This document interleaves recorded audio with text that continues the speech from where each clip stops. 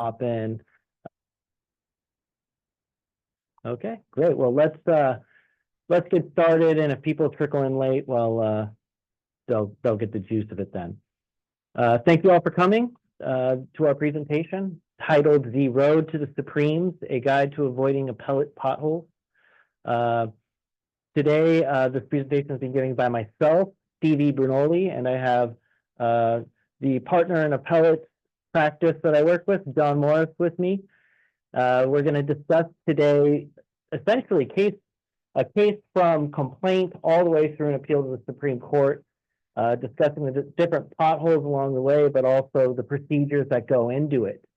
This will take place in basically two parts. First, the trial court portion, which I will be largely presenting, and then a portion from John Morris regarding what happens once you get to the Court of Appeal and slightly before. Before we jump in, though, I do want to do a very brief introduction of both of ourselves, and I'll start with John. He's the gray hair of the two of us. Okay, hi. My name's John.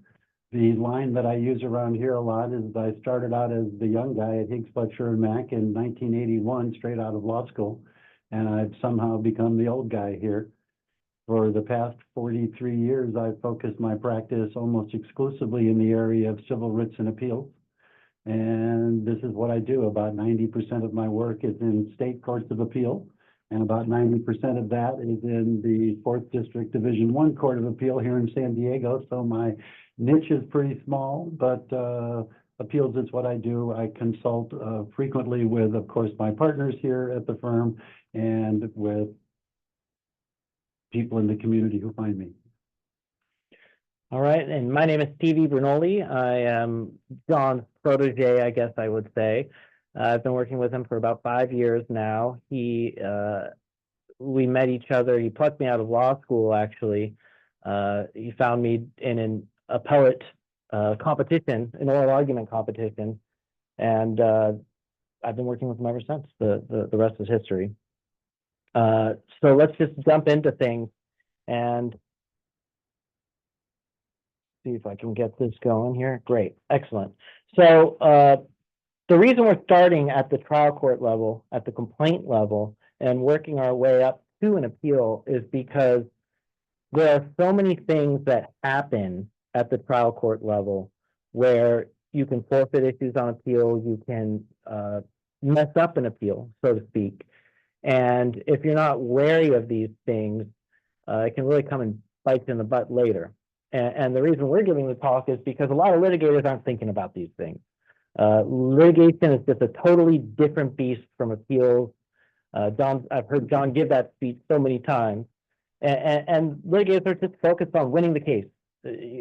Of course, there's not going to be an appeal because we're going to win. And so it's important to just keep in mind at every step of the litigation journey that you might not win. And it's good to preserve all the issues you possibly can so that when it comes time to an appeal, your appellate attorney is not calling you and saying, hey, I got bad news. So let's begin.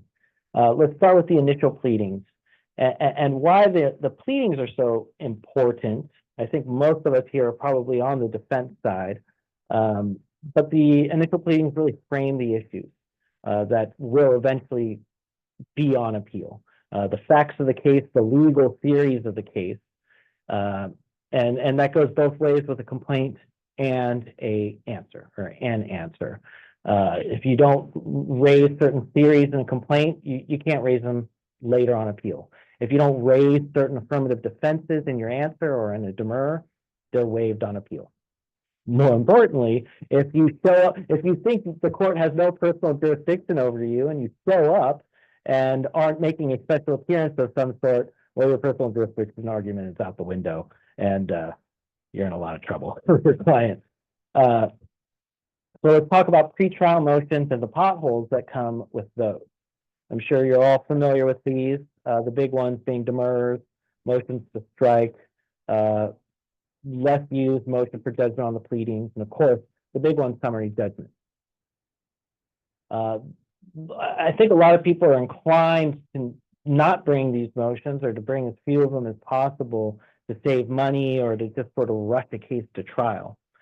But it's important to consider bringing at least some of these, and maybe a summary judgment's the best one. And the reasons why are here in the potholes. These are the earliest times to assert your legal argument. And if you're raising legal arguments for the first time on appeal, you won't be able to. You've already forfeited them. And more importantly, though, even points that have been raised can still be waived if they haven't been adequately briefed in the trial court. So if you just raise an argument in a reply brief, the Court of Appeal is going to deem that waived. Or if you make an argument, but it's really only in passing, the court might deem that as an argument that's been waived. So it's important to not only get the issues briefed, but get them briefed through. A few other pitfalls with these early arguments is regarding a demur. Once a demur has been sustained, if a amended pleading has been filed, then it's like those legal arguments were never made. Similarly, and more importantly, and this is an issue I've personally run into on an appeal, which is failure to object to the evidence on the summary judgment waives any objection to that evidence on appeal. And very critically and importantly, in state court, in federal court, it's a little different, but in state court, your objection has to be in a separate document, or it has to be made on the record at the hearing on summary judgment. If you fail to do that, you have waived any evidentiary objections. So if the other side's relying on an expert declaration that's just a bunch of phooey, and you fail to object, or you fail to file a separate document with separate lines for the court to rule on the objections, well, the Court of Appeal has to take that as admissible evidence, and you're going to be up a creek. So these are just some thoughts to bear in mind. These are your earliest opportunities to get legal arguments. If you don't get them in, you have some other chances, but these are your best times to really flesh them out. So if you're wavering on whether you want to save the 10 grand, 15 grand, however much it costs to bring a demurrer, or the 30, 40 grand it might cost for a summary judgment, it might save you from a much more costly appeal down the line. Which leads us to really where the meat and potatoes of, I think, this presentation is going to go as far as waiver of issues, which is what happens at trial. At the top of the slide there, you have just the standard, the motions everybody knows that happens at trial, your motions in limine, your directed verdict, your non-suits. That's just there as a placeholder and remind you, hey, those are there. You got to make them at some point. Motions in limine, for the record, and we'll get to this, they're always interim rules. The law says essentially they're not final, and so even though you've got a motion in limine on a piece of evidence, you still got to object to it later if that motion's been denied. But we'll get to that. Directed verdict, non-suits, those are motions that essentially they don't need to be made for all purposes. But there are some very important times when you do have to bring them, and we'll talk about that. But why trial court proceedings? The biggest potholes at trial court proceedings is that you need to object. You need to object on the record, and so critically, so many times these issues are discussed with the judge in sidebar, because specifically they're supposed to be not heard in front of the jury. We don't want the jury hearing all these objections and what the attorneys are discussing.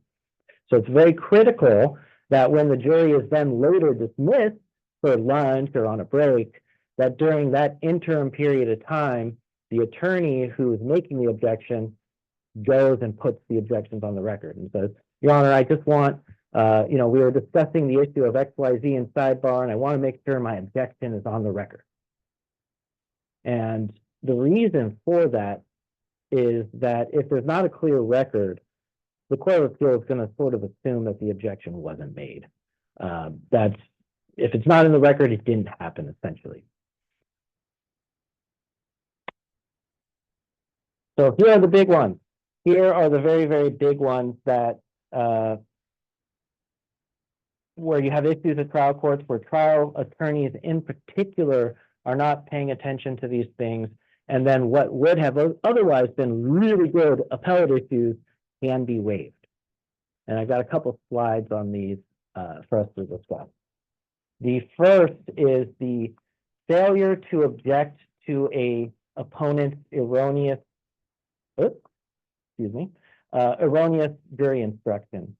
It is not enough to simply submit your own competing instructions. You have to say on the record that you object to giving the opponent's instruction, and you have to say why. Because if you fail to do that, again, the court is going to assume that there was acquiescence in the other instruction. It's going to find that any argument on the jury instruction has been waived. Similarly, if you feel like you needed a jury instruction, you have to have requested it. A terrible thing to happen on appeal is for your appellate attorney to say, oh gosh, man, the judge should have instructed the jury on X, Y, Z, and then you find out that the trial attorney had never even asked for that instruction. Again, jury instructions, and John can chime in and speak to this too. Jury instruction issue is one of the best appellate issues you can have. So you really don't want your trial attorneys to waive those issues by simply, I don't want to use the word keeling over or acquiescing in, but you don't want to just roll over on the other side's jury instructions. Pound the table if you can. Another big one that people run into is regarding a statement of decision. Now, statement of decision, I've got someone in the chat. No, I've got someone in the chat who said something, and sorry, just distracted me. But one of the biggest issues here we have with the statement of decisions that I've seen is that a failure. So, to give you the background, which I'm sure you all know, at a jury trial, you get a verdict. At a bench trial in front of a judge, you get a statement of decision. And that's where the judge ideally writes what's supposed to be a pretty comprehensive ruling where he discusses his factual findings, his legal conclusions, and makes his rulings. And one of the issues with that is that if you're on the losing side and you fail to object to any omissions or ambiguities in the statement regarding any of the court's factual findings, then you are subject to what's called the doctrine of implied findings, which is an impenetrable doctrine where the Court of Appeals says, hey, you didn't object, so we're going to assume that the trial court made all the factual findings necessary to support its ruling. And that is, again, impenetrable. You are going to lose your appeal. You are going to be a very unhappy camper, and your trial attorney is also going to be very unhappy, I suppose. Next big common waiver at trial is the failure to, this is an issue I'm actually dealing with right now, the failure to request a special verdict form, and this is big for defendants, that separates damages components. If you don't actually request in your special verdict form that damages be separated out, then you've waived arguments regarding specific components of that damage. And allow me to explain. So the case site I have for that is Greer versus Buzgaya. And in that case, the issue was past economic damages. And the argument on appeal went to the sufficiency and whether past medical expenses could be awarded. And the problem was that on the special verdict form, they had one line for past economic damages. And it said, which shall include lost earnings and medical expenses. And so what happened is the Court of Appeals said, well, look, if you wanted to raise some argument about past medical expenses, you needed to have that as a separate line. We don't know what the jury, we don't know. This line has it all mismatched together. We can't separate it. We don't know what the jury was thinking, and we're not gonna go there. So that's a big one. Special verdict forms just across the board. You want to make sure, if there's one time you're looking over your trial attorney's shoulder, this would be the time. Special verdicts, you want to get those right.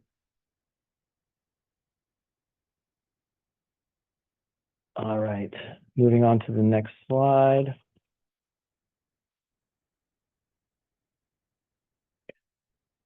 Okay, so here's another one that I think, at least I've been told by the trial attorneys here at the firm, that a lot of trial attorneys don't know, which is that when there's attorney misconduct, when you have an attorney that's, say, not abiding a motion in limine, he's violating some other court order, he's making improper argument in closing argument, opening argument, it's not simply enough to object. You also must request either a jury admonition or a mistrial. Failure to do that second step waives the issue. But for one small exception, where the courts say if it was so prejudicial that an admonition wouldn't have resolved the issue, wouldn't have unrung the bell or undid, then okay, we'll let it go forward. But frankly, in my opinion, if it was a attorney misconduct that was so egregious that an admonition wouldn't have fixed it, well, then why didn't you move for mistrial? You should have moved for mistrial. Okay. Next, and we sort of previewed this point earlier, which was even if you brought a motion in limine, even where a motion in limine has been brought and denied, it's still a good practice to object to the evidence when it's been presented. Because again, motions in limine aren't final. The judges, the court, the case law says, you know, judges make these rulings. They don't know what the evidence is going to be. They don't know how the trial is going to unfold.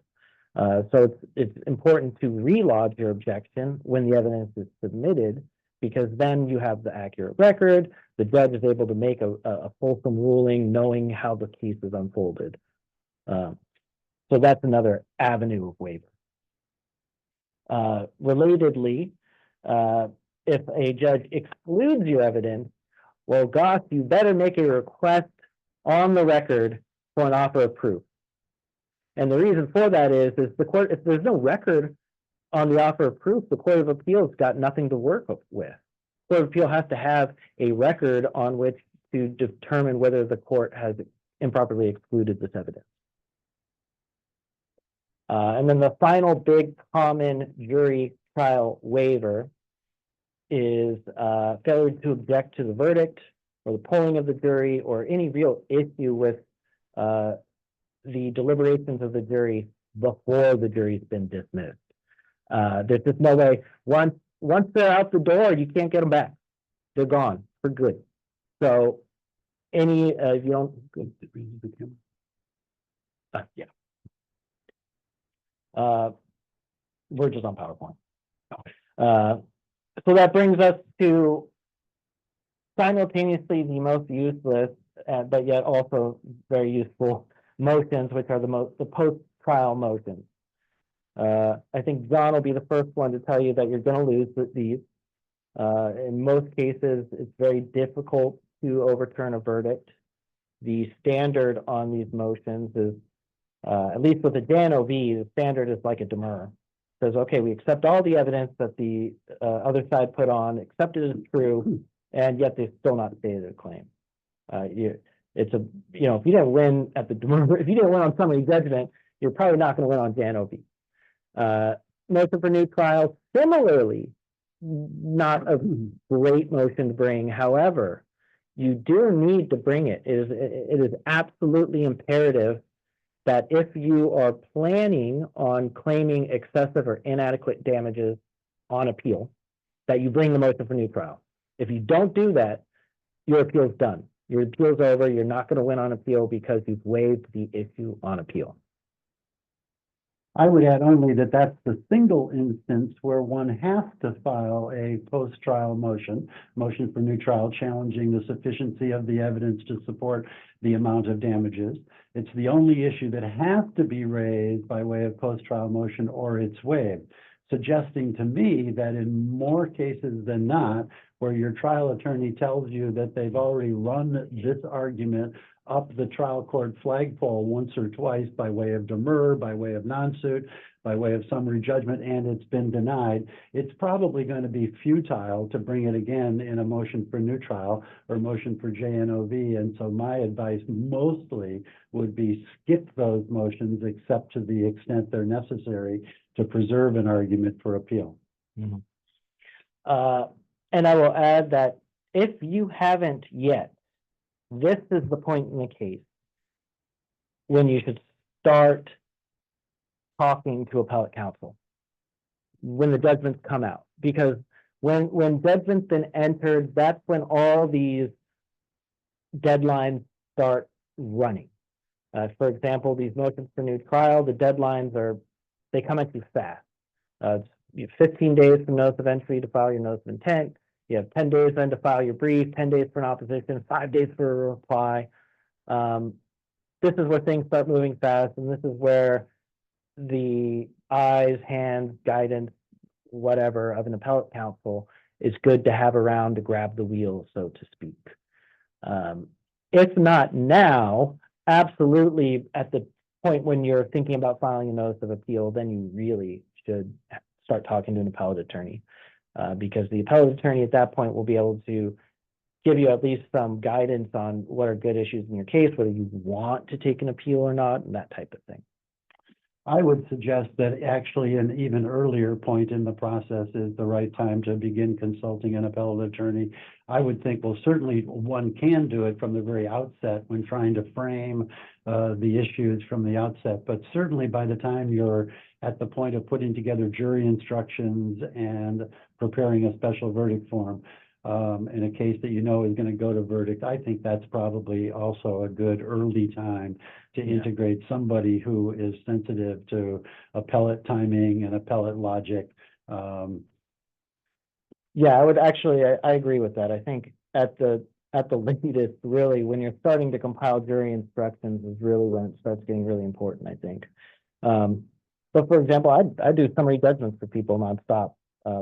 It's a good time for me to pop in on cases too, once the facts have been developed and once it's time to start preserving the records that might be, or preserving on the record the arguments that might go up on appeal. And creating the record, I agree. And creating the record, yeah. All right, so that does it for the trial court issues and the potential potholes there and the waiver issues there. I'm going to turn the presentation over to John, who's going to talk about the appellate process and how that all unfolds and how we get to the Supreme Court from there. But first, he's got a few words about writs. And we may have a video to show you if we can get it working. We're having some technical difficulties on our side, but I think we can get it. That was my question. Yeah. Why don't you riff, and I'll see if I can get the video down. Okay, so look, we're ultimately leading towards a discussion of the direct appellate process, but understand this. Everybody is entitled as a matter of right to an appeal. Everyone's entitled as a matter of right to an appeal. As long as one fulfills the procedural requirements like filing a timely notice of appeal and pays the filing fee and designates the record timely, you're entitled as a matter of right to have the Court of Appeal review your case.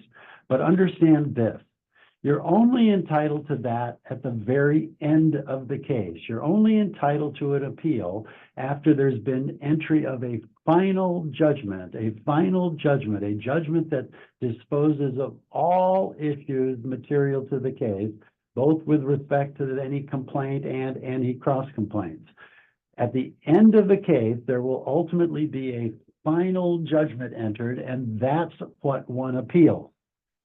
But understand this too. There are any number of interlocutory orders that a trial court makes throughout the course of a trial, beginning with the rulings, for instance, on demurrers or motions to strike. Sorry. Good. Beginning with motions to strike. At any point during the course of the case, trial courts make rulings throughout the pendency of a case.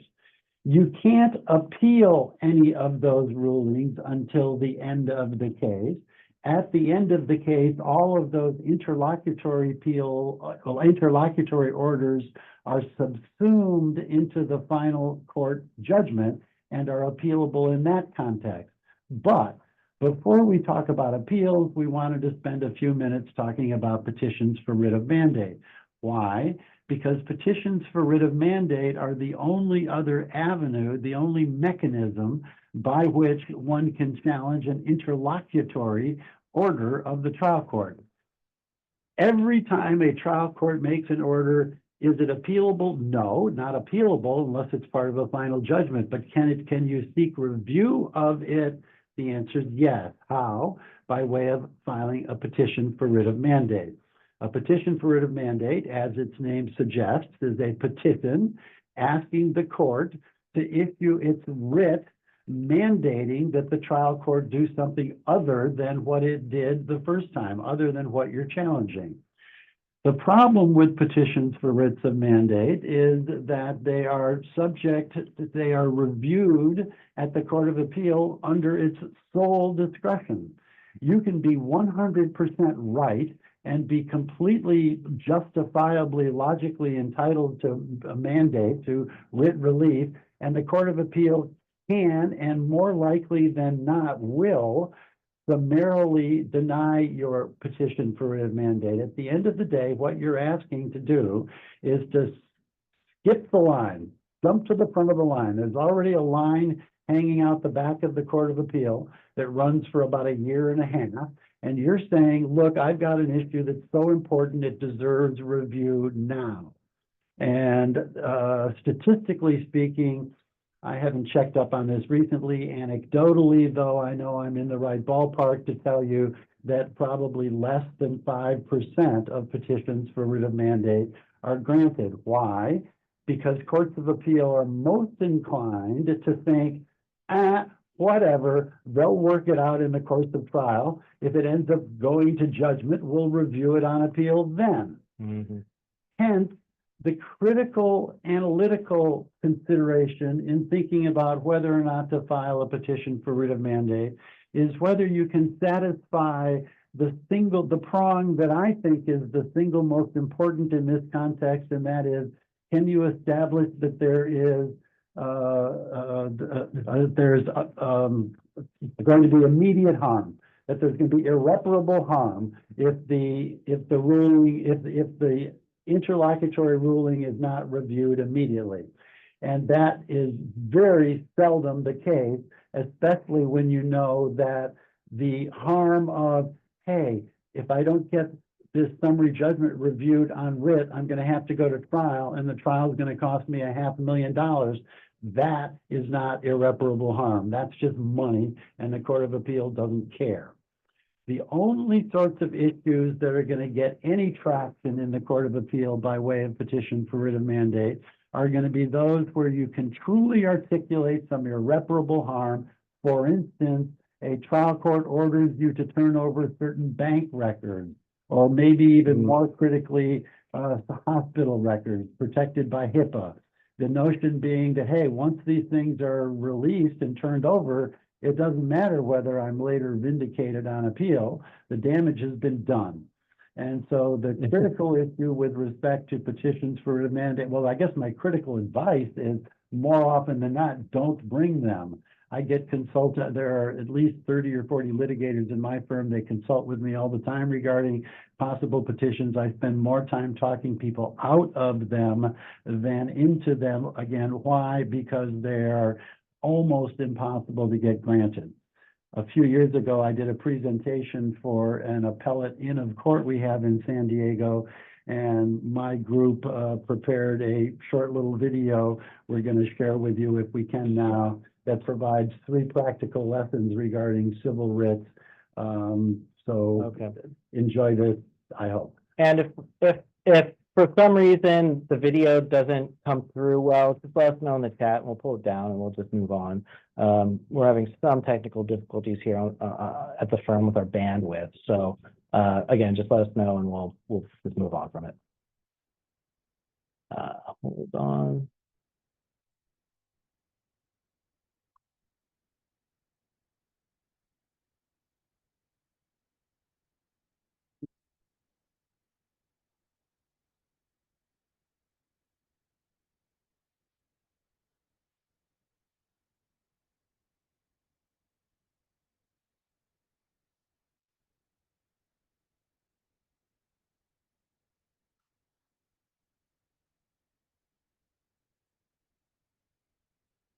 Hey, John, you got a break, now you second?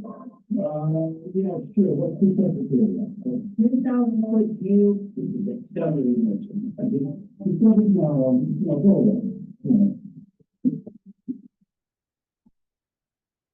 I think the judge has got this one wrong. I mean, the guy's finding the law. Yeah, but no.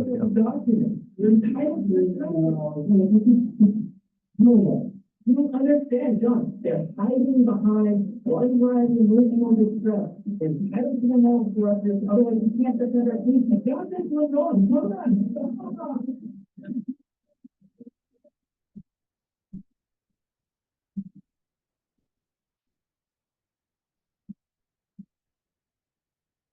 All right, well, we got a couple messages that the, despite our greatest wishes, the video didn't come through great.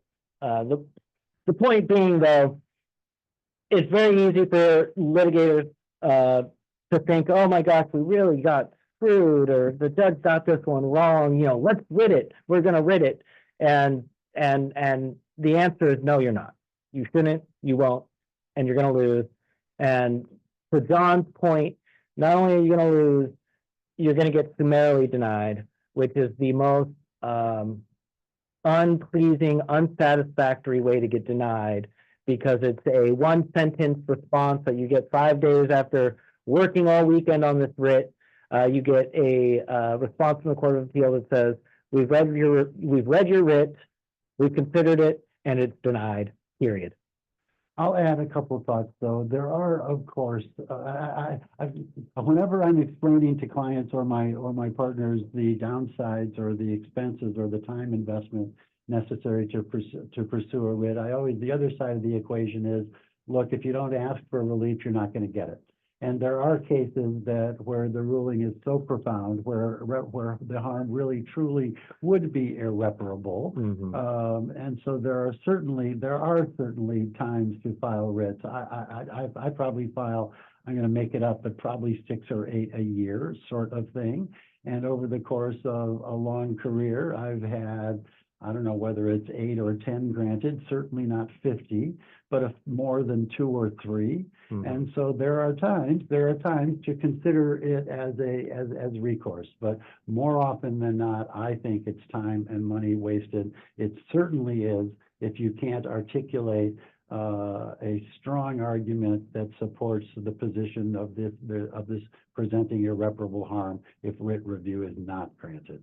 And I'll give 2 examples of writs I did recently that did prevail and met that irreparable harm standard. One was the court denied even hearing our motion for summary judgment, even though it was timely filed. She just didn't want to hear it. The Court of Appeal said, no, they're entitled to a summary judgment. That's, you know, you're going to force them to go through trial. No, you have to at least hear it. The irreparable harm being that if the court didn't hear the motion for summary judgment, we wouldn't be accorded a right to a summary judgment. A right to a summary judgment. And then the second was which we later prevailed on. No, actually.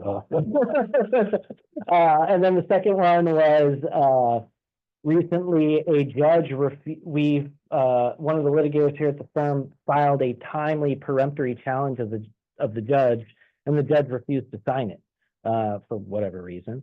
And the Court of Appeal, of course, granted our writ in that respect. And there, the irreparable harm was that we have a right under the peremptory challenge statute to challenge a judge for free. And this judge denied us that right. And of course, the reason is that we don't want judges with bias to hear cases. So there you go. The only thing I'd add is that the summary denial of a petition for writ of mandate is not res judicata. That is to say, if you advance an argument on a petition for writ of mandate and your petition is denied, your argument is still alive. The issue is still good. You'll just have to appeal it later once you have a final judgment. Sure. All right, so the next big chunk of information here is the actual appellate process, what goes down, and I guess the pitfalls or the potholes along the way. And John Morris is going to take it away. Well, the first thing, of course, when we talk about appealing, what we really mean by that, of course, is by filing a notice of appeal. A notice of appeal is essentially a perfunctory document. It's just a single-page document that indicates that which you're appealing from. The most important thing with respect to notices of appeal is that their timing of them is jurisdictional. There's almost nothing in the law one can't obtain relief for doing too late, except filing a notice of appeal. So the timing on on notice of appeal is critical. In California State Court, the starting point understanding is that the notice of appeal has to be filed within 60 days of receiving written notice of entry of the judgment. Within 60 days of receiving written notice of entry of the judgment. Written notice is filed either by the trial court, by the clerk of the court, or by an opposing party.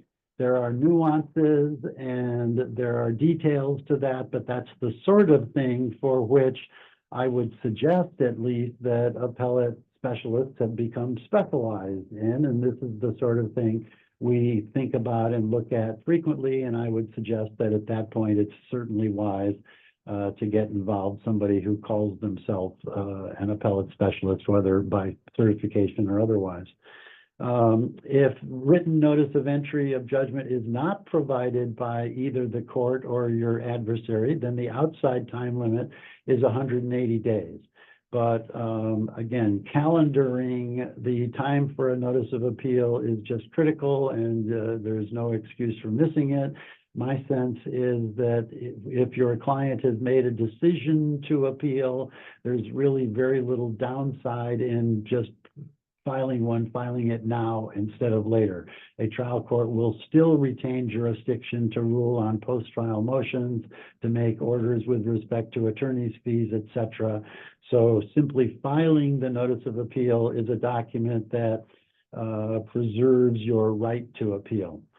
Filing the notice of appeal then triggers your obligation to do other administrative things, including designating the record on appeal. The record on appeal is comprised of whatever it is you, the appellant, as supplemented as necessary by the respondent, put before the trial court, but the limitation there is that it doesn't belong in front of the Court of Appeal if it wasn't before the trial court. There are several different ways of designating the record. One can proceed by way of what's called a clerk's transcript, by which one fills out a form and asks the clerk of the Superior Court to pull together all the necessary documents, or the preferred method by me, and I think by most appellate practitioners, is to elect to proceed by way of appendix, such that the appellant whenever you're going to file your brief, you pull together all of the relevant documents you want before the court, and you have them date stamped and bound in an appropriate manner as established by rule. The problem with doing it that way is that you got to do it. The benefit of doing it that way is that you don't have to prepare that record until you really know what issues you're going to proceed with and what what documents you think are important. To do it otherwise requires you doing it right out of the box, and I normally don't have my thoughts together clear enough to do it that way. Once the record has been designated, the court clerk goes about preparing it. Once the record will be comprised of, again, the clerk's transcript or the appellant's appendix and the reporter's transcript to the extent you designated any oral proceeding. Once that has been finally prepared by the court clerk certifies the record as complete, and it's the certification of the record as complete that then triggers the various time deadlines for filing the briefs on appeal. According to rules of court, the appellant is given 40 days to file the opening brief, the respondent is given 30 days, and the appellant is given 20 days on the reply. Note, however, that those deadlines are frequently extended by easy extension of time obtained either by stipulation or by way of application to the Court of Appeal, easily obtained for up to 60 days, and reluctantly obtained even beyond that. So the briefing schedule on appeal frequently becomes quite extended.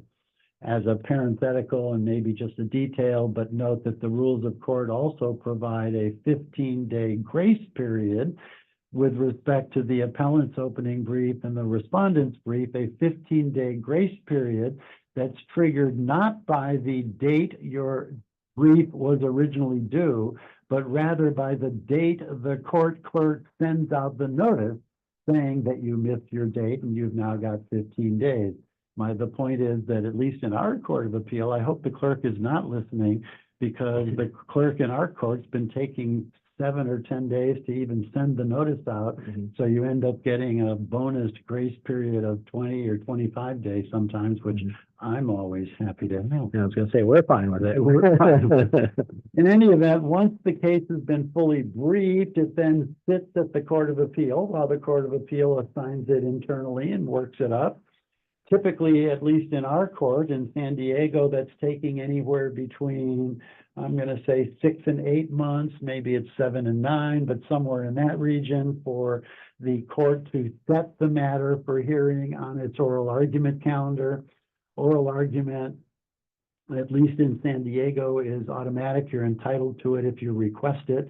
You get 15 minutes. Both sides, if both sides elect to forego it, you can. If one side asks for it, you get it. Oral argument is then typically set out another 30 or 40 days. After oral argument, the Court of Appeal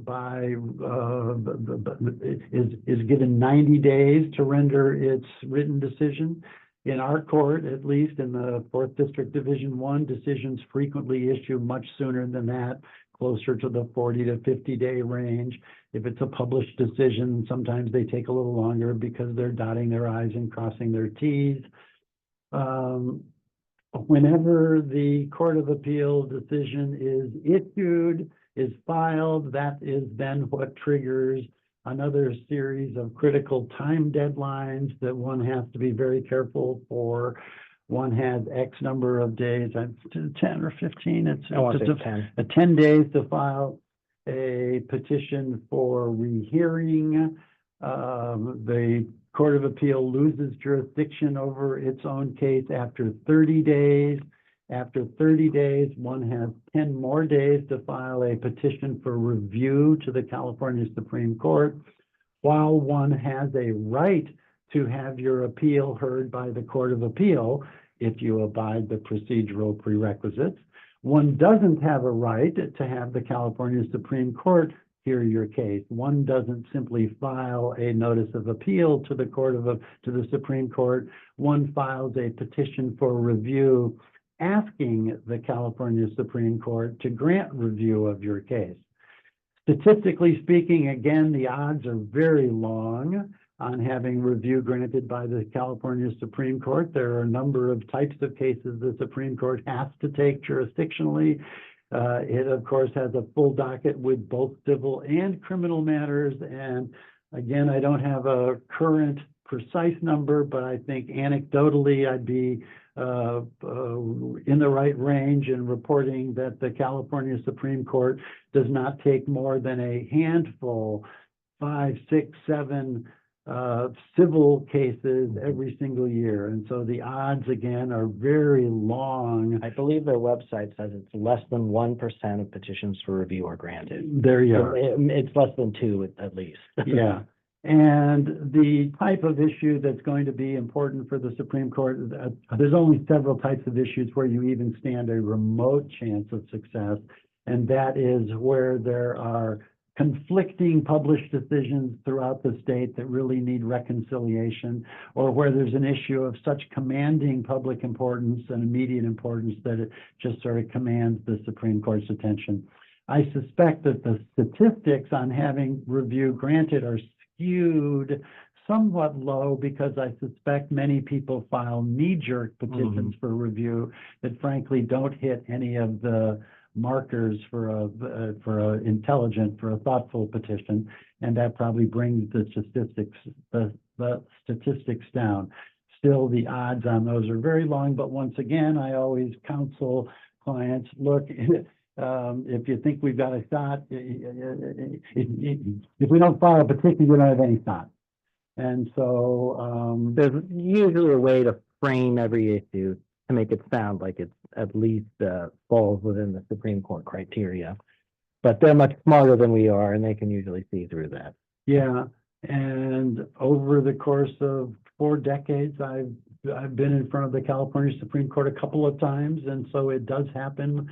Petitions for review are granted, but again, it's a real long shot there. I want to back you up, John, and let's talk about taking the appeal, standards of review, and one of the biggest issues that I think people that don't practice in appellate land don't understand when it comes to taking an appeal, and why there's certain issues that are good and certain issues that are very, very, very bad. First thing I always tell clients when they consult with us regarding the possibility of an appeal is that an appeal is not a second bite at the apple. An appeal is not a second bite at the apple. The Court of Appeal exists primarily for a single purpose, and that is to harmonize the law, and to establish proper interpretations of the law as applicable throughout the entire state. The courts of appeal don't exist to retry your case.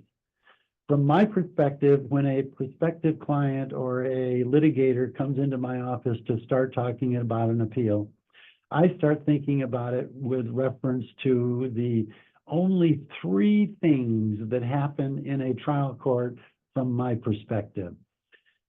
Facts are found in the trial court by either the jury or by the judge sitting as the finder of fact.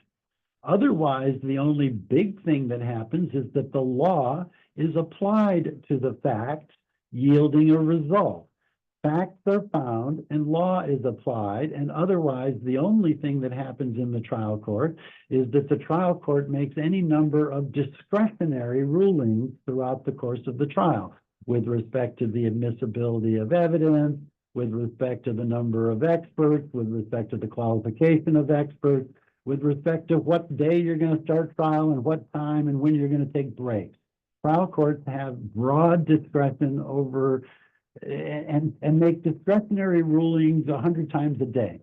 But from my perspective, when I'm looking to evaluate an appeal, I'm looking to classify the potential issue as challenging either a finding of fact, a trial court's exercise of discretion, or the trial court's application of the law. And the reason that's so critical is that while all of those issues are appealable, only issues of law present a realistic, likely chance of even getting careful review on appeal. Why? Because the standard of review that applies to each of those 3 different types of issues is so different. And it's critical, and I'm sorry, I just don't really know what our audience is and who, for whom this may be elementary and for whom this may not be, but bear with me because this really is the critical component of how to analyze an appeal. Understand again that there is a different standard of review, critical buzz phrase in our world, standard of review that courts of appeal use to analyze issues before them.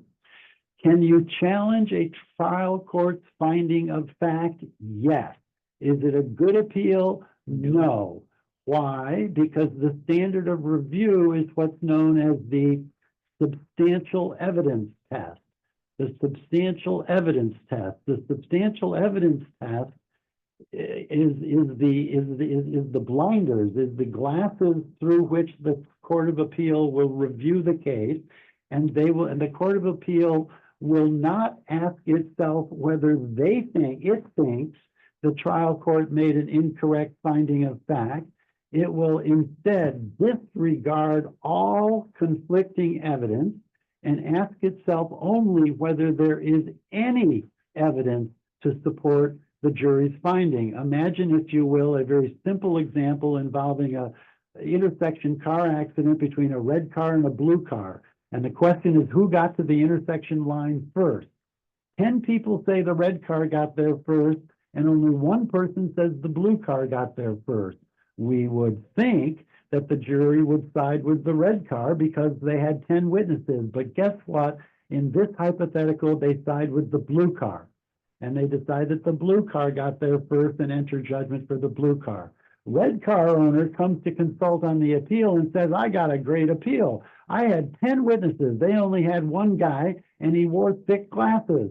And I say, sorry, bad appeal. Why? Because it's going to be reviewed according to the substantial evidence test. And if there is any evidence, disregard the 10 people. Ask yourself only whether there's any evidence to support the blue car. There was. One person testified to it. That's enough. Issue is dead in the water. Similarly, trial courts make, again, hundreds of rulings, well, dozens, maybe it's not every day, but dozens of rulings in the course of a trial regarding, let's just take the admissibility of evidence. The admissibility of evidence, whether or not a particular document is relevant, whether its probative value outweighs its prejudice or whatever, are discretionary calls. There's no statute that provides what documents precisely can be admitted. It's not a yes/no fact question. It's submitted to the trial court's broad discretion. If a trial court admits a particular document or excludes it, is that something that you can appeal from? The answer is yes. Is it a good appeal? Almost certainly no. It's not quite as weak as a substantial evidence challenge, but it's almost as weak. Why? Because the standard of review that applies with respect to issues entrusted to a trial court's discretion is the very, very amorphous standard known as the abuse of discretion standard. The abuse of discretion standard, which really means, which has at least two components to it. The first component is that it has to really have been an abuse of discretion. It has to not just be something where I, the Court of Appeal, think, you know what, I would have admitted that document, or I would have excluded that document. It can't be something where the Court of Appeal says, golly, I'm not so sure, I might have gone the other way. It has to truly be an extreme abuse of discretion. And then most importantly, the second component is that the ruling has to have been prejudicial. And by prejudicial, that is to say, it has to have likely impacted the outcome of the case. Maybe the Court of Appeal would decide, you know what, you should have let that document in. And it really was stupid not to let that document in. It really was relevant.